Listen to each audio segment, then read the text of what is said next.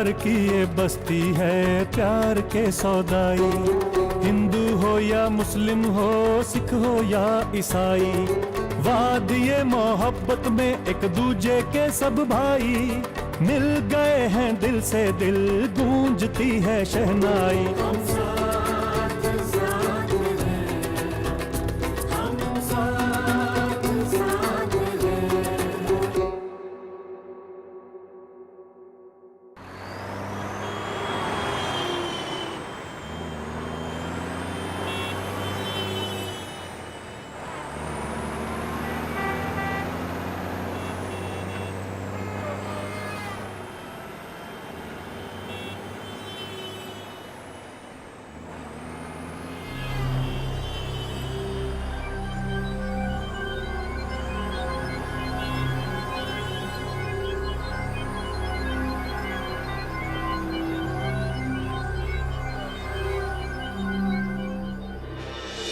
बेचना चाहती हैं आप इन्हें? जी।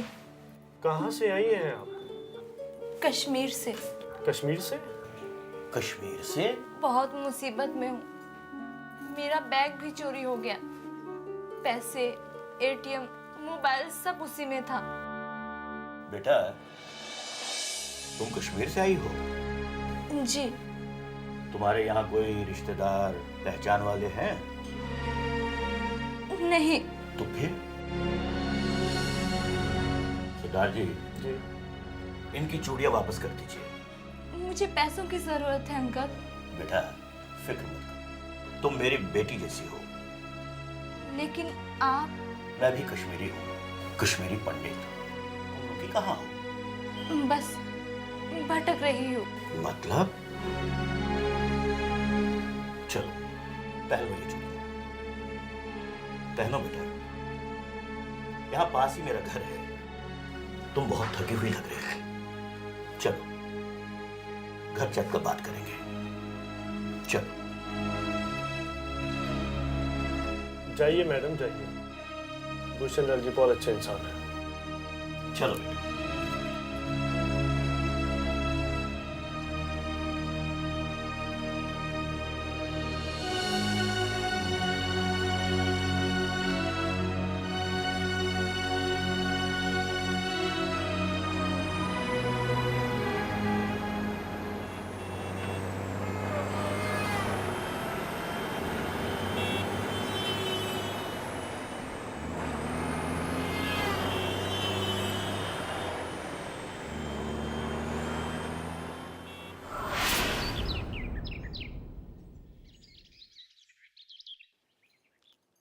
आप जाइएगा, आप दिल्ली जरूर जाइएगा। अम्मी जान, 2 ही दिन की तो बात है। ये तो क्या कह रही हो? अभी तो मैं यहाँ 2 दिन ही तो हुए। अम्मी, मैं तनहा तो नहीं हूँ ना। वैसे भी आप लोग हो ना। हमने रोकने की बहुत कोशिश की थी। ये जो आपकी बारानी है, जिन्होंने एक बार उन्हें नहीं रोका। ये जो आपकी बारानी है, जिन्होंने एक बार उन्हें नहीं रोका। अरे बेटा, बैठ जाओ, बैठो। बेटा, तुम्हें इस तरह बिना बताए घर से नहीं आना चाहिए था। खैर, आई हो तो इसे अपना ही घर समझो। मेरे शौहर अगर नहीं मिले तो मैं घर वापस नहीं जाऊंगी अंकल। मैं अपनी जान दे दूंगी। नहीं नहीं बेटे, ऐसा नहीं कहते। मैं तुम्हारे शौहर को ढूंढने में पूरी पूरी मदद करूंगा। हाँ, यहाँ दिल्ली में कई बार ऐसे हादसात हो चुके हैं, इसलिए बाहर से आए हुए लोगों को कभी कभी पुलिस उठा के ले जाती है। मैं चाहूंगा कि तुम पहले अपने घर वालों से बात करो। नहीं अंकल, मैं किस मुंह से घर वालों से बात करूं? नहीं, ये मुझसे नहीं होगा। तो ठीक है, तुम बात मत करो। मैं कई वर्षों के बाद अपने हमवतनों से बात करूंगा। बेटा, मैं भी उसी वादी का रहने वाला हूं। तब शायद तुम पैदा भी नहीं हुई होंगी, या फिर 1-2 बरस की रही होंगी। तब हालात ही कुछ ऐसे हो गए थे कि हमें मजबूरन कश्मीर छोड़ के आना पड़ा। छोटे बच्चे को लेके अजनबी शहर में दर दर भटकते रहे। खैर, अब तो ये शहर हमारा अपना है। बेटा, तुम आराम से बैठो, मैं अभी थोड़ी देर में आता हूं, ठीक है? बैठो।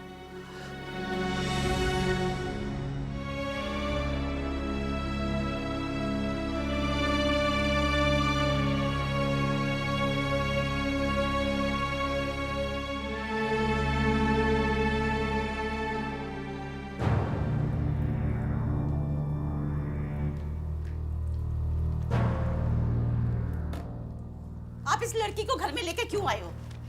शिवांगी, वो इसलिए क्योंकि वो लड़की कश्मीरी है। लेकिन पापा वो मुसलमान है। अरे इन्हीं लोगों की वजह से तो हमें कश्मीर छोड़कर यहाँ पर आकर रहना पड़ा। आप सब कुछ भूल गए जब शेखर गोद में था। सब कुछ छोड़कर भागना पड़ा। इतना बड़ा घर था, कई कनाले जमीन थी, सब कुछ पीछे रह गया इन्हीं लोगों की वजह से।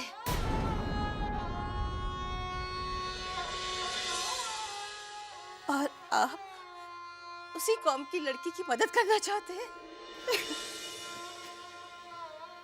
शिवांगी, हमारे साथ जो भी कुछ हुआ उसमें इस बच्ची का क्या कसूर? जिस कौम की वजह से हम कश्मीरी पंडितों को कश्मीर छोड़ना पड़ा, ये लड़की उसी कौम से ताल्लुक रखती है। हम जानते हैं कश्मीर में इंसानियत से ताल्लुक रखने वाले बहुत से मुसलमान भाई हैं। हम कश्मीरी पंडितों से मोहब्बत और प्यार करने वाले भी बहुत भाई हैं वहाँ। हम सब मिलजुल कर रहते थे।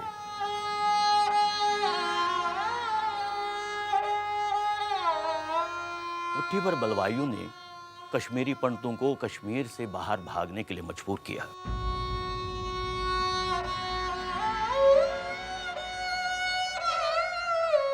हम कश्मीर से बाहर तो हैं, लेकिन हैं तो कश्मीरी। अपनी बहन बेटी की इज्जत करना, उनकी मदद करना इंसानियत का तकाजा है। इस अजनबी शहर में वो गुंडे बदमाशों के हाथ पड़ जाती तो अपनी इज्जत गंवा बैठती। वो हमारी बेटी के समान है, वो हमारे कश्मीर से है। अगर उसे कुछ हो जाता तो हमारी बेइज्जती थी, हमारे कश्मीर की बेइज्जती थी। हम दिल्ली में रह रहे हैं, लेकिन लोग फिर भी हमें कश्मीरी पंडित कहते हैं।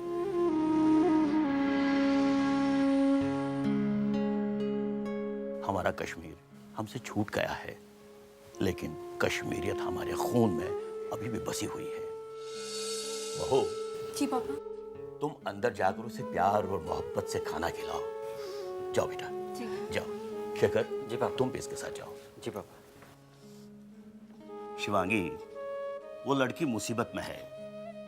अगर ऐसा कुछ तुम्हारी अपनी बेटी के साथ हुआ होता और तुम्हें क्या करना है, ये सब तो मैं तुम्हें नहीं बताऊंगा। मैं अपने अतीत के दर्द को महसूस करके उस बेचारी का दर्द भूल गई थी। आप बेफिक्र रहिए, उसे इस घर में कभी पराया महसूस नहीं होने देंगे।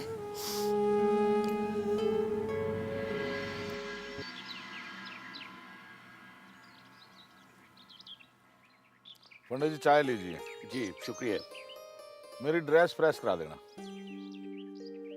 पंडित जी आप उस लड़की को कैसे जानते हैं? राणा साहब, वो लड़की कश्मीरी है। और फिर जान पहचान रिश्तेदारी तो बनाने से बनती है। बस यूं समझ लीजिए राणा साहब, वो मेरी बेटी है। पंडित जी मैं आपका कायल हो गया हूँ। अपनी मिट्टी के लोगों से इतना प्रेम। जी शुक्रिया एसीपी साहब। अच्छा ये केस पहाड़गंज का है, क्राइम ब्रांच का।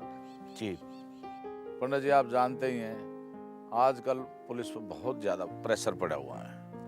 हर आने जाने वाले पर निगाह रखी जाती है, तो गेहूं के साथ घुन भी पिस जाता है। अगर आपका लड़का जेन्युइन है तो आपको फिक्र करने की कोई जरूरत नहीं। बहुत बहुत शुक्रिया राणा साहब आपका। अच्छा मैं चलता हूँ।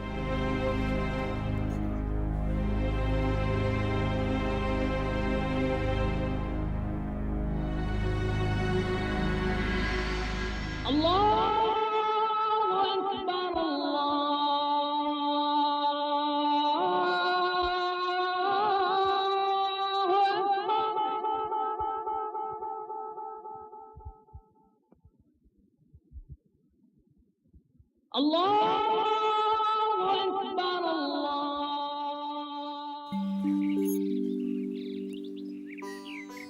चाय? दिल्ली में नमकीन चाय? हाँ, अक्सर पापा चाय बनवाते रहते हैं। इसीलिए तो हमें भी रोजाना नमकीन चाय पीने की आदत सी हो गई है। वैसे कश्मीर में तो हर घर में नमकीन चाय बनती है। हाँ, कश्मीर में नमकीन चाय के साथ तंदूर की रोटियां खाते हैं। कश्मीर को तो जन्नत कहते हैं। कश्मीरी होने के बावजूद आज तक हमने कश्मीर नहीं देखा। नोएडा में ही जन्म हुआ था। हालात खराब होने की वजह से मम्मी पापा कश्मीर से भाग कर आए थे। हमने तो कश्मीर को सिर्फ लफ्जों के नजरिए से ही देखा है। आज बहुत अकेलापन महसूस कर रही हूँ भाभी। हमारे अपने लोग कश्मीर को छोड़कर कहीं बाहर रह रहे हैं। लानत है हम पर। बचपन में अब्बू जान से पड़ोसी पंडितों के बारे में सुना तो था, मगर कभी वैसा महसूस नहीं हुआ जैसा मैं आज कर रही हूँ। नहीं, कश्मीर जन्नत नहीं है। कश्मीर जन्नत तब होगा जब हम हमारे अपने साथ रहेंगे। ना मालूम ऐसा कब होगा। अरे बहू, शहनाज को ले जाकर कपड़े पहनवा दे। जी मम्मी। शहनाज, तुम जाकर आराम कर लो, थकी होगी। नहीं आंटी, मुझे नींद नहीं आएगी।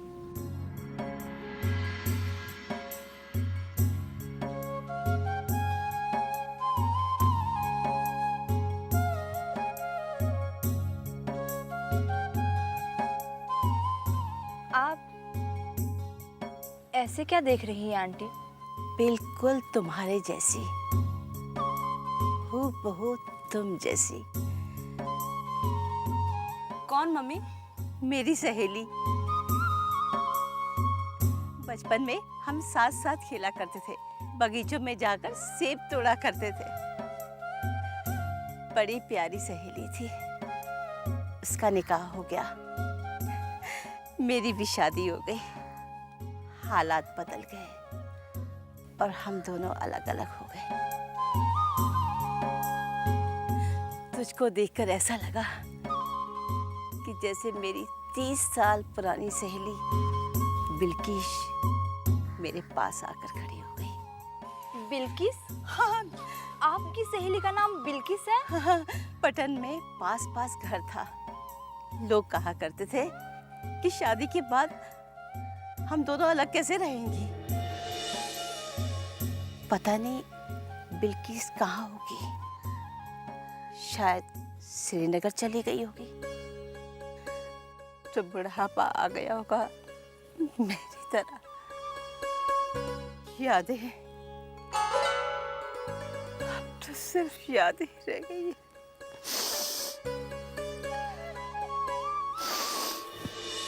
आप पटन की रहने वाली हैं? और आपकी सहेली का नाम भी बिल्किस है? मेरी अम्मी जान का नाम बिल्किस है और सब कहते हैं कि मैं हूबहू अम्मी जान पे गई हूँ। और मेरे मामू जान का नाम सगीर है। सगीर? जी। बिल्किस का बड़ा भाई? जी हाँ। तो बिल्किस की बेटी है? जी।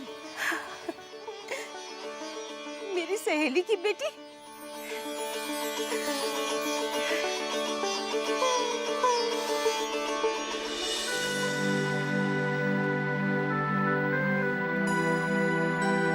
हमारी बेटी दिल्ली पहुंच गई।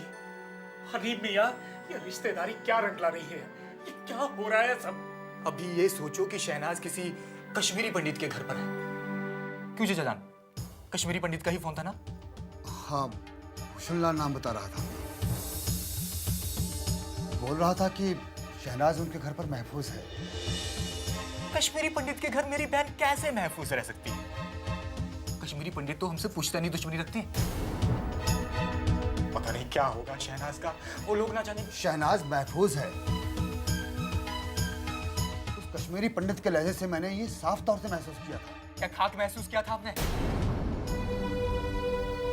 मुझे तो लगता है मेरी बहन किसी बड़ी मुसीबत में फंस गई। नहीं, शहनाज महफूज है। शहनाज समझो अपनी अम्मी जान की आंचल के साए में महफूज है। अरे क्या पागल हो गई हैं आप अपनी जान? पागल तो तू हो गया है। जो भी सोचता है उल्टा सोचता है। अभी अभी फोन आया है मेरी सहेली का। मेरी सहेली शिवांगी के घर पर है शहनाज। मेरी जान से प्यारी सहेली के घर पे कैसा इत्तेफाक है। अल्लाह मियां ने इस गमज़दा माहौल में कैसी खुशी देती है मुझे। शिवांगी? हाँ, जिसका जिक्र अक्सर मैं आपसे किया करती थी, वो शिवांगी दिल्ली में है। इत्तेफाक से उनके शौहर को हमारी शहनाज मिल गई। अब वो उन्हीं के घर पर है। बस अब दामाद मिल जाए तो लगेगा थोड़ा खोकर हमने बहुत कुछ पा लिया।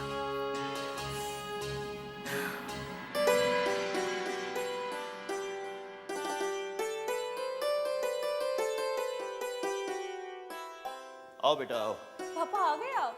हाँ बेटा। पापा ये फरहान है, शहनाज के शौहर। कहाँ है शहनाज? शहनाज तो ऊपर है। आपको पता है पापा, शहनाज ने आज कश्मीरी खाना बनवाया है। कश्मीरी खाना? अरे वाह। बाबूजी, आप जानते हैं शहनाज मम्मी की बचपन की सहेली की बेटी है और उनकी तो बात भी हो चुकी है। ये तो बहुत ही खुशी की खबर है। नहीं पापा, खुशी तो आप लाए हैं शहनाज की जिंदगी में। शहनाज कहाँ है? बुलाओ तो। हाँ, शहनाज, शहनाज, देखो तो कौन आया है। फरहान, फरहान आया है। फरहान, फरहान, कहाँ थे तुम? फरहान।